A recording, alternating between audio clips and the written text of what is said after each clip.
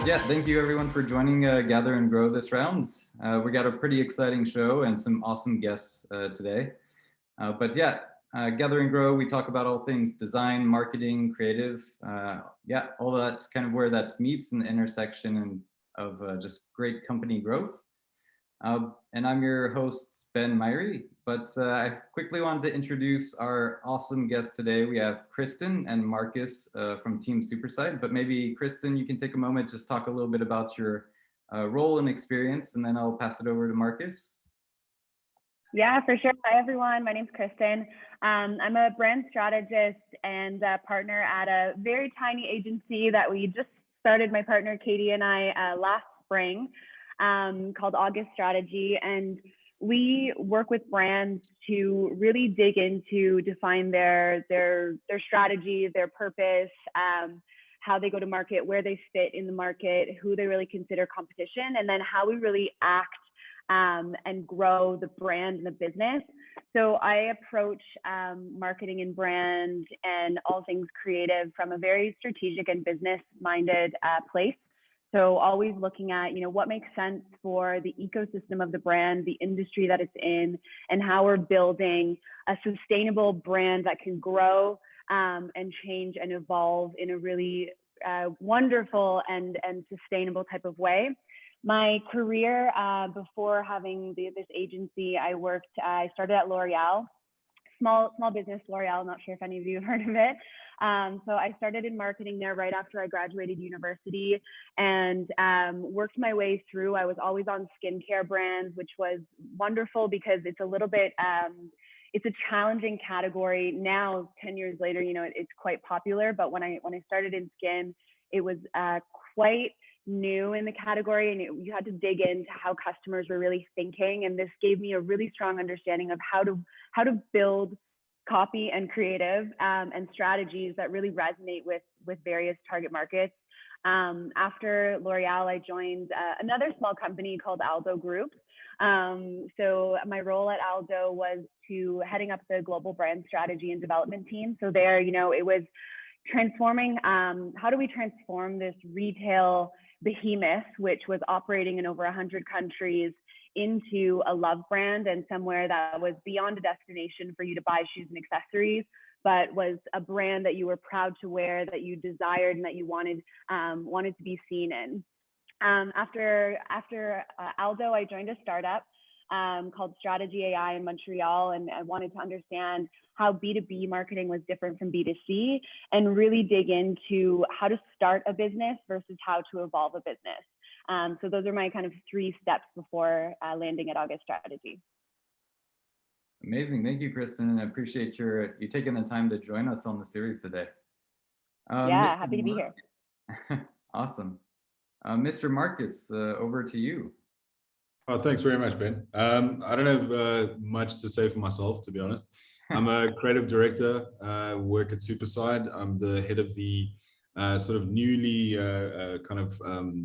sprung campaigns and concepts department, the category that we're launching within Superside, we're all very excited about. I'm a creative director and copy attempter, have been so for a number of years, working in some of the largest agencies in Africa for some really large clients. And I think that when it comes to something like, storytelling, I think it's really interesting to have, maybe coming from the background that I do, because we in South Africa have 11 official languages. And so when you're crafting stories for 11 official languages in 11 different markets, it becomes quite an interesting thing. And so, through the process of that, it's really given me a passion for using technology in meaningful stories that we tell. It's given me a passion for reaching people on an emotional level, as more so than a metric. And I think that's kind of where my passion lies at the moment. So yeah, I think that's kind of the incredibly short intro in a tweet from my side. Perfect. Thank you, Marcus.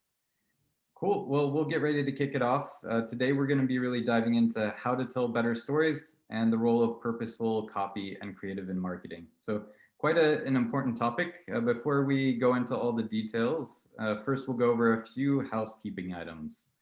But first up, thank you for everyone for joining. I'm going to ask you guys to please keep yourself muted until we go into the Q&A section, and then we'll open it up. And yeah, feel free to ask your questions to our awesome experts on the call today. You can also start sending your questions through the chat as we go through the session, and you'll be asking in your own voice. We'll just kind of call on you when there's a free moment to be able to ask your question. And feel free to keep your video on throughout. It's great to see everyone's faces as we go through this too. And then just to kick it off, a couple of things from my side on why this topic really matters. But you know, storytelling helps create really meaningful connections with your audience and focuses your message on their human needs, making sure that you're addressing their needs, talking to them as a person, and not kind of just blanket copy that doesn't really resonate with your audience. Done well, purposeful copy and creative can lead to stronger brand perception. You can also lean heavier into your brand's personality, but also impact and performance of your campaigns and marketings. Also, using compelling copy and creative can help your brand stand out from the crowd.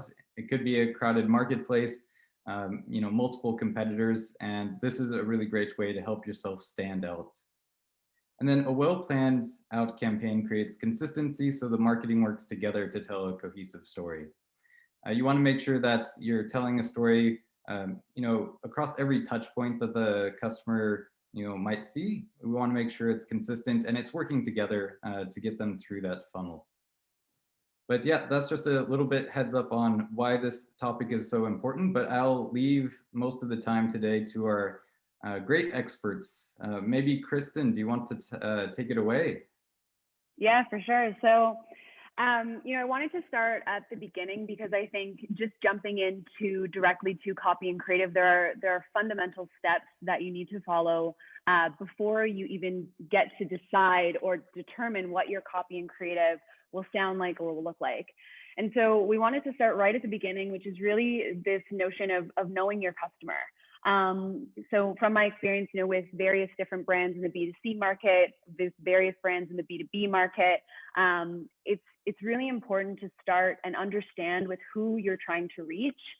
So I always say, and I work with a lot of clients in today that often don't have their personas. It's really common to just say, you know, like, well, our product, it serves everybody, or everybody can use it, or everybody loves my service. But I think even if that's the case, it's important to have a laser focus and an understanding on who you're trying to talk to. So we'll talk a little bit about developing your brand's personas. So the way that I like to approach it with my clients and with my previous brand's experience is really starting with a combination of data, insights, and intuition. So personas are not supposed to be a sterile, you know, it's very Mark, 35 to 45, he lives here. It can be much more rich than just having like the facts of what a person is. That was kind of the old way that we used to do personas.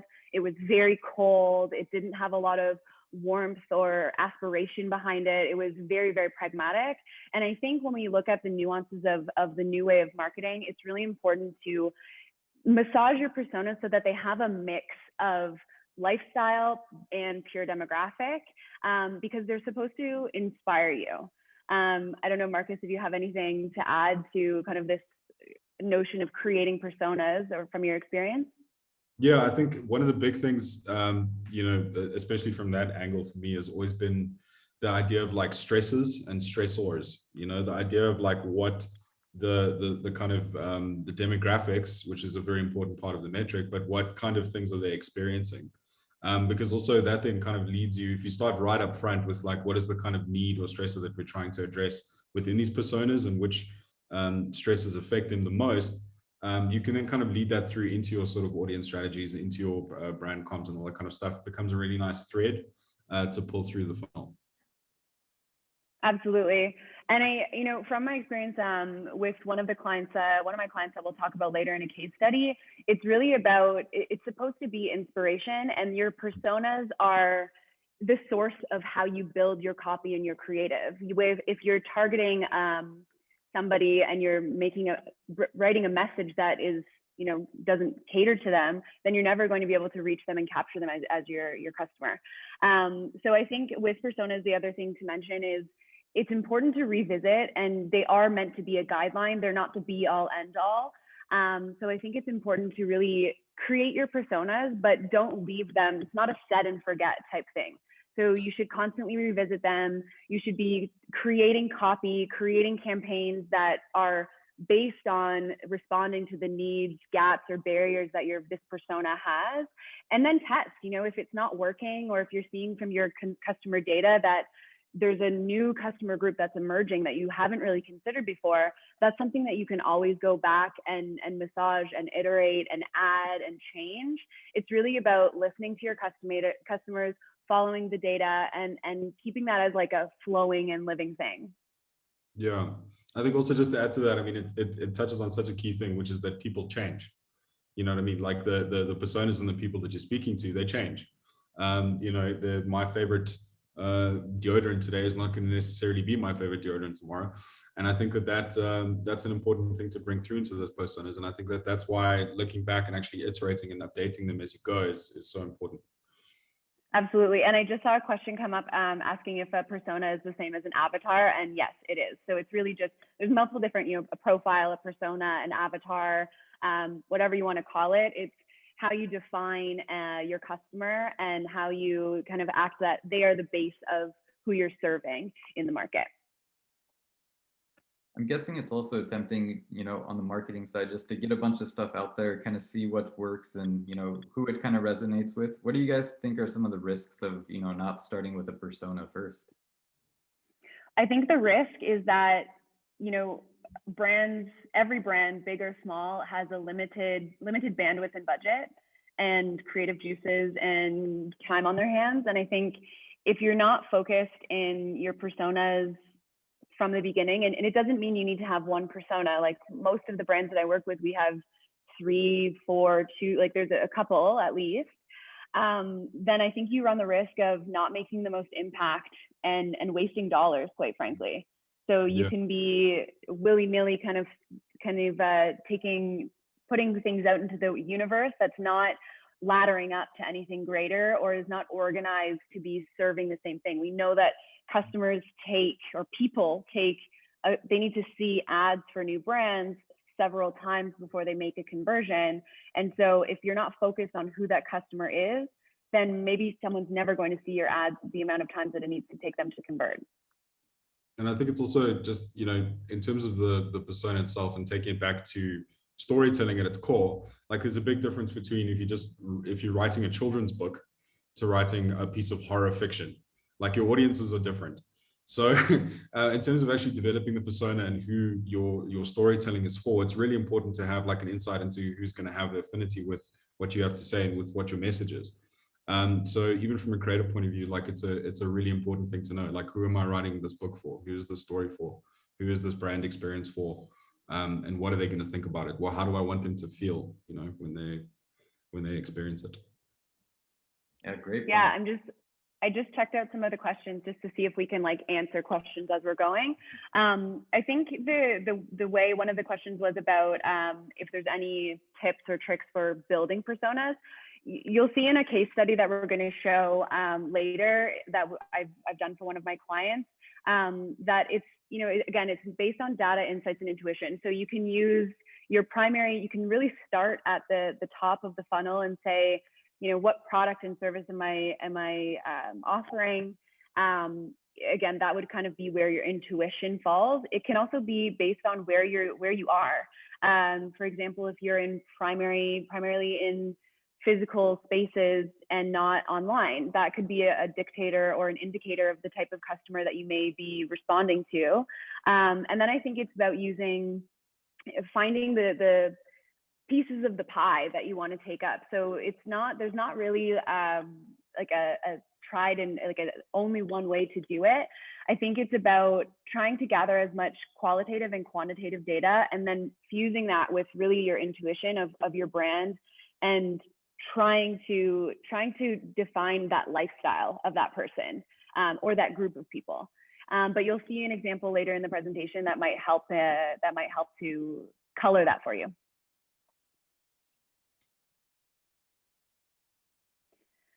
So the second point is about really knowing your brand, your market, and your competition. So I think, it's really important to understand and be critical of yourself and your business, understanding what role your brand plays in your consumer's life. There's varying degrees of how a consumer is going to interact with your product based on what role you play in their life.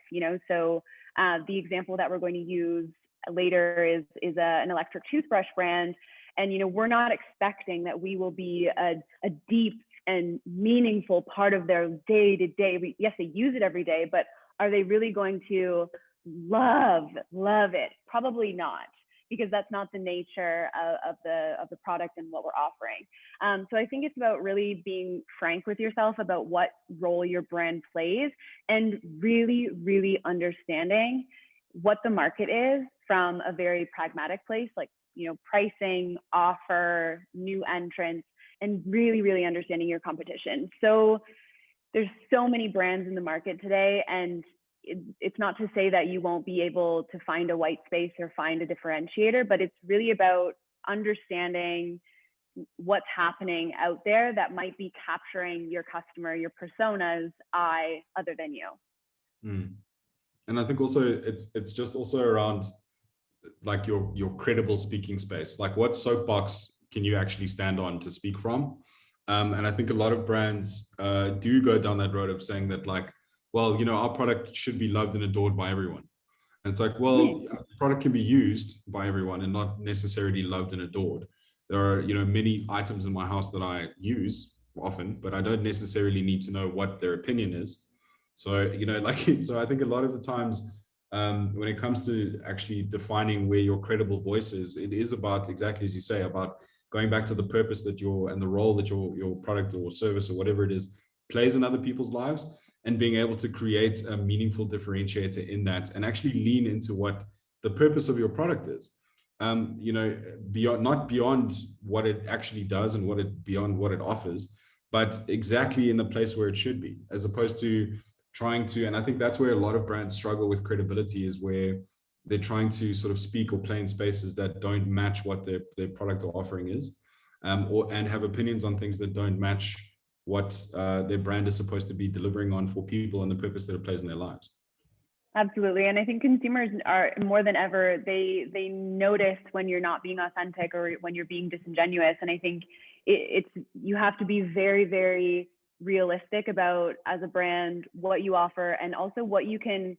There's a lot of performative marketing that happens these days, and people notice, and that will impact your brand down the line more than ever.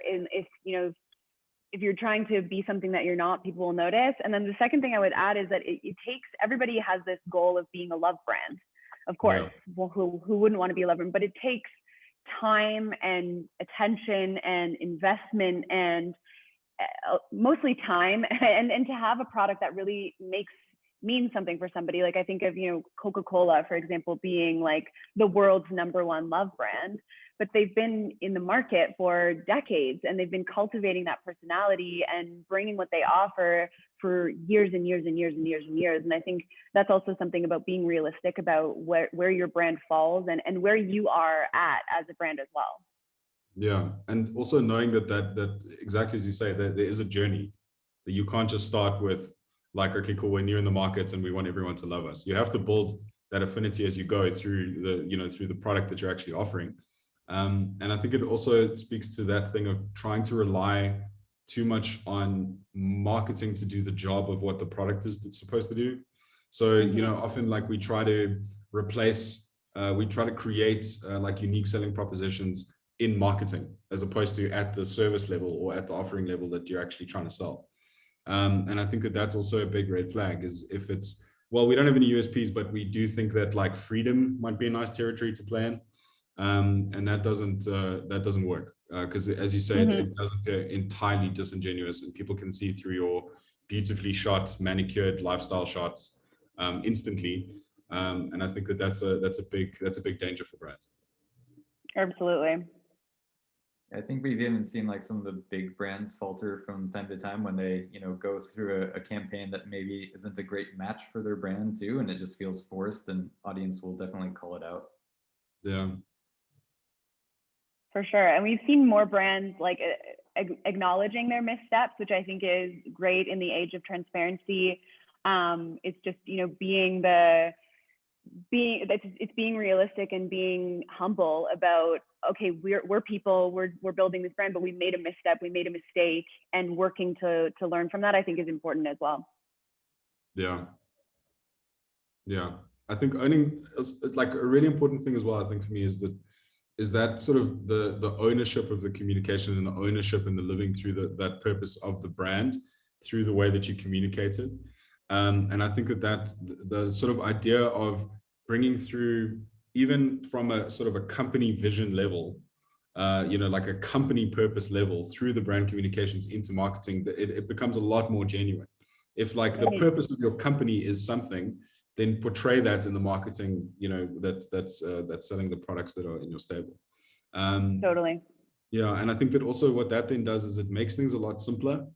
It makes things a lot less layered when you have that sort of core purpose to what you're doing, because you don't have to layer strategies. It becomes a really clear, seamless thread that you can pull through in all your communications. And that's not to say that you can't have fun within those things. Just because it is you have a tire brand or something like that, that doesn't mean that that's going to be the only thing you can speak about is utility. There's a lot of stuff like in there, like there's a lot of good creative nuggets that you can pull out of just about anything. It's just about pulling out the ones that are right and that make sense for what you're trying to do as a business. Absolutely. And I think to your point about, tires, which may not be like the sexiest business, but your brand personality is what makes your brand your brand. And so expressing that in whatever way is authentic to you and to what you're trying to do and how you're trying to reach through the market will really help you to connect with your customers. Yeah. Okay, so this next topic is my favorite because I have a hot take. So data is important, but don't let it paralyze you. So I've been part of my core responsibility over the course of my career has been managing integrated advertising campaigns. And so, I started my marketing career in 2010. So back then, digital marketing wasn't super prolific. So, we had the majority of our budgets that we were spending was on traditional marketing. So whether it be print, TV, out of home experiences. And then we started through my tenure at L'Oreal to increase our digital marketing budgets more and more as time went on and the shifts were happening. And I think, there's so many great things. Obviously now marketing budgets would be, or advertising budgets would be like 90% digital, and maybe you have 10% for other different, more physical activities or more traditional activities. But I think, which is great, but I think there's a caveat with it. And to me, we're so often obsessed with the KPIs and the goals and the level of detail that we get with digital marketing that it takes the magic out of storytelling. And, in advertising is supposed to be about storytelling and capturing your consumer and capturing their heart and being aspirational. And it's not just functional. And I think digital has made it so functional sometimes that I like to remind myself, my clients, my agencies that we collaborate with, that we're try and keep the magic. Data is wonderful, but it's not the be all end all. So curious what you think about that, Marcus. Well, I mean, of course, I'm going to agree. I think we chatted about this before, but what is really important, I think, is that there's still, even if you're using data and media and all that kind of stuff to push the vehicle forward to fuel it, there still needs to be a person driving the car. There still needs to be a human level of interaction with them. And I mean, we talk about, and often what happens in advertising agencies or just in general is that, the kind of sentiment is generally like, okay, cool, we're gonna use the human message in the awareness phase. But when we get down to conversion, you can't. Like the tone is gone, like because you're trying to really push for action, which I've always found really weird, because there's an entire genre of literature called flash fiction, which has been around for hundreds of years, where people have managed to tell really compelling stories in 6 words. And I think that if you can tell a compelling story in 6 words, that people were doing that before there were even typewriters or anything, And I think that in an era of sort of Twiterature and all the rest of it, like telling really bite-sized stories, the length of a sentiment is not the determinator of the impact of the message. And I think that you can bring that storytelling and the emotion and the stuff that you need to say at a purposeful level through to any element that you're using. I mean, there's display banners that I've seen that have been the most amazing, eloquently written copy. Compelling stories in 6 words. What's the rest of that comment? But yeah, it is. I mean, and I think one of the most famous examples of a piece of flash fiction was a quote that was often attributed to Ernest Hemingway, which was "For sale, baby shoes never worn," which is an incredibly sad thing, but what an emotive thing to say in 6 words. So if you look at it like from that point of view, condensing a message actually can in some ways distill it and make it better. And I think that taking that complete humanity out of the things that we say online and the way that we actually advertise for all of the sort of levels of engagement that we have with our consumers leaves you dry. And media is fantastic, and it's the vehicle that we use to package and make sure that it gets to the right people and all that kind of stuff. But the package that you're delivering still needs to be meaningful on some level. Otherwise, you can't buy in the same way that you buy for reach. You can't buy for compassion. You can't buy for humor. You can't buy for, those are not metrics you can buy against. And so totally. I think, that human element always needs to be there, because otherwise, how are your consumers going to know that you're real people and not machines?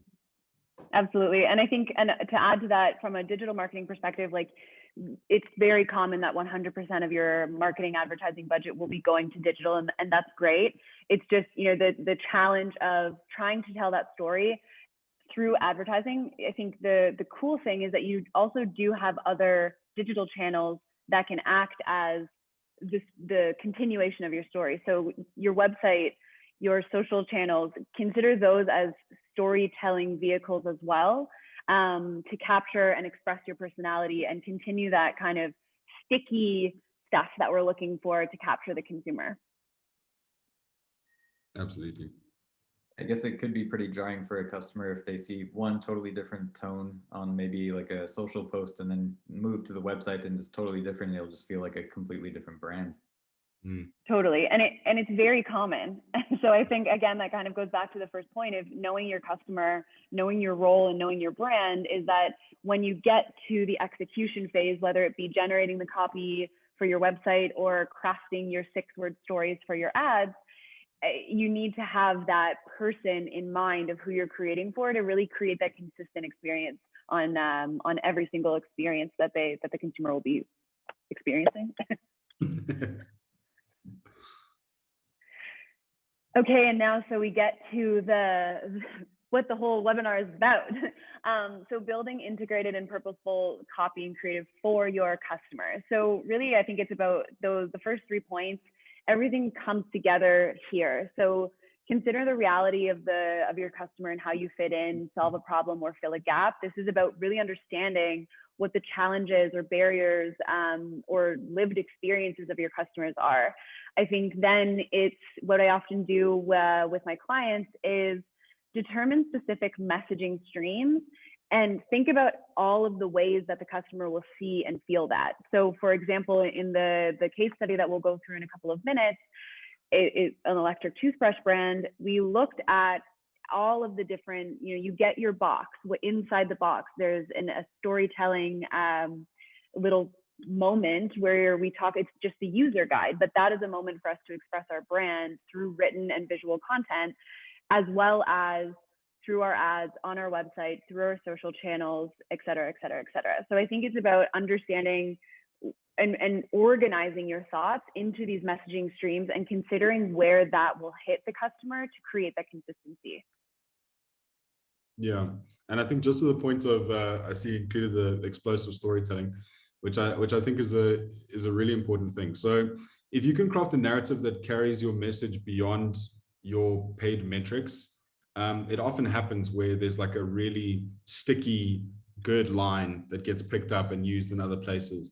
That doesn't come from straight up sort of very bland call to action based copy.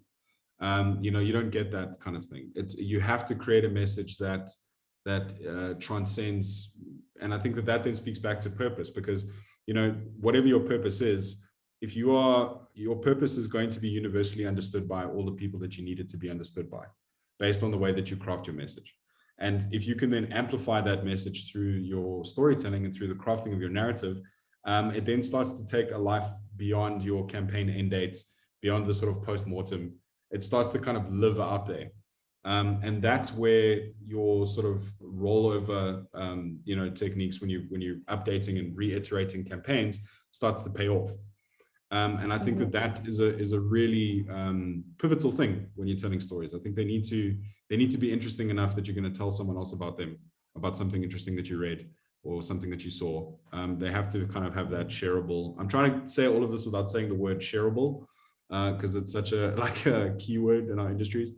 But it has to be that. It has to be something that people will talk about beyond what's on the page. And beyond, I think, pure function as well, is that, what you're getting at. It's, if somebody's buying your brand, most likely in a space that has a lot of other offers, there needs to be something that's capturing them beyond just the functional use of the product. Yeah. And I think, the one thing, the beautiful thing about the modern kind of world that we live in today with digital marketing is that you can test, learn, iterate, and improve. We have, for most of my clients, we've got 3 to 4 to 7, the number of different campaign streams is infinite. And the great thing about data in this instance is that it can tell you what your customer is responding to, and you learn from that. So again, when we get to the case study, I have an example of this, but it's about, I think, you're driving the messaging of your brand. You create those messaging streams. If somebody's not responding to it, move on. Learn from it. What are they actually saying? What are they responding to? And how can you improve upon that or create a storytelling narrative that they do respond to? But it's not like the olden days where you would purchase a print ad and that would be, you have to do that 3 months before. Your messaging is extremely contrived, and that's in market now until somebody throws out their magazine 5 years later when they're moving. So I think we have the flexibility these days to test things, learn, remove, lean in, and really constantly be in a state of improving and evolving, which is really a wonderful thing for brands to be able to really hone in on what their message is and what's resonating with their consumer group. Yeah, it almost allows you to treat your messaging like drafts, in the same way that when you're doing your storytelling, like those iterations allow you to draft messages and test them in real time until you find the thing that resonates most. And I think that's an important thing that we now have the ability to do, like where we couldn't before. If you made a horrible typo or something in your print ad, that was going to live on forever. Yeah, absolutely. Okay, so let's move on to the case study. So this is one of my favorite clients. They're called Bruche. It's an electric toothbrush company with a direct-to-consumer model that's based out of Vancouver, Canada. So we at my agency, August, have been working with Bruche since last summer. And when we started with the founder, it was really this very, very focused mandate to rapidly accelerate sales. So when we started to do our audit, we always start with an audit of our clients to really understand the brand, the language, what's happening, really assess the situation before we just jump in and do something, because we want to make sure that we're doing right by the brand and doing right by the strategy. So what we noticed early on is that we had an amazing opportunity to sharpen and refine the strategy and the visual language that would, we believed, unlock the potential to really accelerate. So we weren't going to just start placing ads and hoping for the best. We saw that there was an opportunity. They had a very very tiny description of their persona. It was basically just 2 sentences of 3 different personas. So we needed to enrich that. We really needed to look at the competition. The direct-to-consumer electric toothbrush market was becoming very crowded, was becoming very, very competitive. You know, you have the bigger players like an Oral-B that have this stronghold on the market, but now they've got great e-commerce experiences and they're all over Amazon. And so we really looked to start inward to the brand, to understand what could be the differentiator and the opportunity for Bruche to accelerate. And so when we started to look at the reviews, it's not necessarily a love brand, but people love this brand. So what we noticed was, you know, even in the early days when we didn't have tons of consumers, we had crazy positive reviews. And people weren't talking about the features. They weren't saying, oh my gosh, I love that Bruche has 6 modes. They were saying, when I use this toothbrush, I feel like I've gone to the dentist. I feel like I've been, that I've never had this clean teeth before. They were comparing it, you know, the Bruche is a Ferrari and my old toothbrush is a Ford. They had really, really funny consumer insights. And it was all about the feeling that they had after using the product and nothing about the very functional benefits, which is what we were seeing all of our competition was focusing on. It was 6 modes, dentist approved, look at it was very, very focused on the features and not the end benefit that the consumer was feeling or achieving from using the product. So we used this as kind of the starting point of where we wanted to craft the refined brand strategy. And then from a visual standpoint, we looked at how we were trying to create, how we were trying to cut through in an authentic way for the brand itself. So this is, I know it's small, so hopefully you guys can all see this, but these are the refined and the new personas that we did for Bruche. This is just one. This one's called the Savvy Professional. So we tried to make it, like I mentioned in the beginning, more about the lifestyle rather than the pure demographic. So you can see underneath the photo that we've got demo, but it's a very small part of the information that we're gathering about this person. It's more about what's that person feeling, living, experiencing, what are they doing, you know, what are the more sticky actions, what are their behaviors, what are they looking for, what are their motivations and their pain points. How do we consider reaching them? So where is this demographic playing and engaging, and where are they spending their time so that we can create messaging for them, but also create strategies that reach them? You know, I wouldn't necessarily for the Savvy Professional. Now it's a little bit different because COVID has accelerated the TikTok, for example. But before COVID, it was very, very younger demographic. This person tends to be a little bit older, a little bit more established. Now they're on TikTok, so we're targeting them there. But back 7 months ago or 8 months ago, we were really focusing more on digital channels like Instagram, Facebook, display, et cetera, et cetera.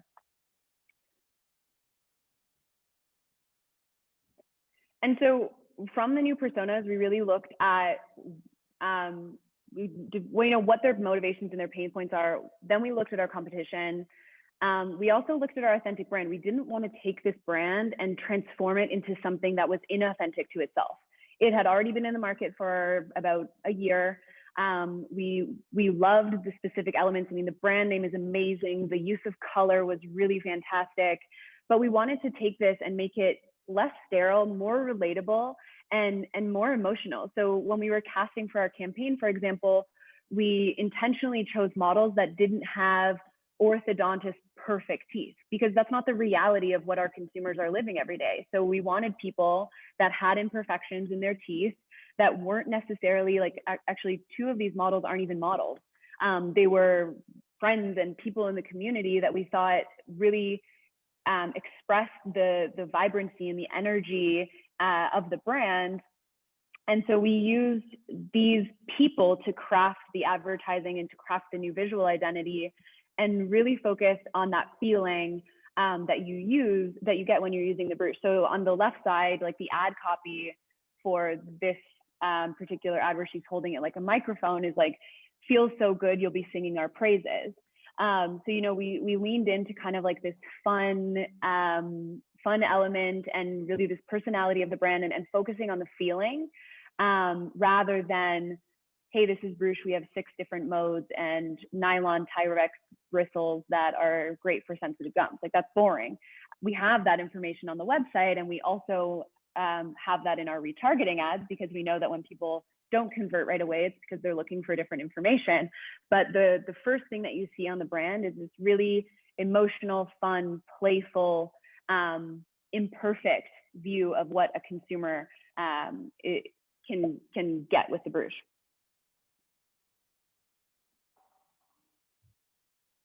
So we last fall we signed. Maybe you've heard of him, Kevin Hart. So he's a new spokesperson and investor in the business, and he came on board very organically because we gifted the product to him and his family, and he loved it. So he actually reached out to us. That's in one of our spots, but to see if we could work together. And so last fall we launched our first iteration of the campaign. What we did is we shot a multi-video campaign that we're releasing the videos throughout the year. But the central sentiment to this whole campaign was about the feeling. We didn't want Kevin Hart to be talking about the functional benefits of the Bruce. You can find that on the website, on our product information, on the product page, etc. We wanted him to talk about the feeling of when you use the product. So we can play the video, Ben. Hey, you, real quick. You gotta feel my teeth. No, I know it's weird, but listen to me. My teeth feel so ridiculously clean. I'm talking beyond clean. And you know why? Well, it's because of the Bruce toothbrush. And I'll tell you this, if you use that toothbrush one time, you're gonna be begging people to fill your teeth too. It's ridiculous. Thank you, Bruce. Brush with the Bruce. So yeah, it was all about, you know, the feeling that he was getting, and it goes through a very different series of storytelling. So we've got about like 10 videos. But that is, you know, about fundamentally what the brand is about is this amazing feeling that you get. So the difference here on what I want to show you is how we think about the customer journey from a prospecting and a retargeting standpoint. So through our performance marketing channels, we really focus on weaving the storytelling throughout and trying to respond to what the consumer is looking for at that very moment. So on the left, you have prospecting, where you see, you know, she's licking her teeth because they feel so clean. She's super playful. It's really fun. And then we have there's some like spinach, kale, that the Bruce is kind of just spraying out, and you don't have that anymore.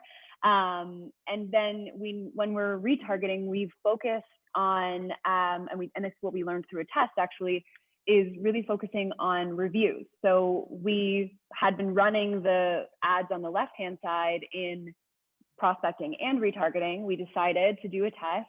And so when we tested the review, just simply grabbing customer reviews, formatting them into an ad, that was what was responding. So our cost per order was going down, our clicks were going up, and that was becoming a really effective and efficient way to reach our consumer and convert them. That's super cool. I think what I like most about this is the kind of the consistency in the tone, and how the kind of the tone of the copy, which I admittedly is sparse on some of the things, really matches the tone of the visuals really well in terms of communicating what those you know, what the selling points are. And I think that's a really important thing. And I think the fact that you got Kevin Hart to do a little thing is also amazing. And I think also that the way that the rest of the brand communications are set up, it doesn't feel out of place to have, you know, a testimonial like that. You can fit that into it quite seamlessly. It's not like as if, you know, if Kevin Hart was doing a thing on tires, depending on the tire brand, it might feel a bit weird. Totally. So I think it's really nice that the tone is flexible enough for you to have that and actually incorporate it into the campaign without feeling forced. Yeah, absolutely. I agree. Thanks. Thank you. Yeah, so I think we can flip to the next slide. I want to show you also how we evolved the visual based on our learnings and based on our evolution as a brand. So in the slides leading up, we recognize that those are extremely studio, it's models, it's very buttoned up, let's say. And so we started again to test a couple of different concepts. We do this amazing program that was at the beginning mainly focused on social media. And we leveraged different creators out of the US mostly, and we let them have their interpretation of the brand. We give them a brief, but we don't provide too many guardrails, because the purpose of the creative that they were generating was really to build our brand, to build our personality, to express our personality, and to test through social. So we started with our social, we were getting these amazing creatives, and we started to pull a few and add media rights to them and test them on social, paid social, around prospecting and retargeting and whatnot. And so we started to see that, again, these were performing really, really well when thrown into the funnel with our other more brand creatives. So this is just showing one creator that we work with, he's amazing, how his interpretation of the different modes and features of the brush. So we've got daily mode with gentle mode with the butterflies, gum mode with the bubble gum, daily mode in the toaster, max mode with the little alligator. So these are the next version. They're actually not even in market. We're putting them in market tomorrow, but this is the next version of how we're looking at expanding that storytelling and really flexing our personality for the consumer. Like Oral-B could never do this ad. That would be completely strange. They haven't built their brand identity that way. So we're really trying to lean in to what is Bruges and what is authentically and ownable for us. And so this really, really expresses our brand personality super well. And the creative itself tells its own story. You don't necessarily have to even, we did put the word gentle, gum, daily, max at the top of the ads along with our logo in the final creative that I received actually this morning, but we're not really putting much else on the actual image itself because it's not necessary. The creative tells its own story. Super cool. And what's great too is like throughout the entire thing, it still looks like the same brand, but through the storytelling, it just brings so much more personality and makes an actual connection with the audience too. Really cool to see.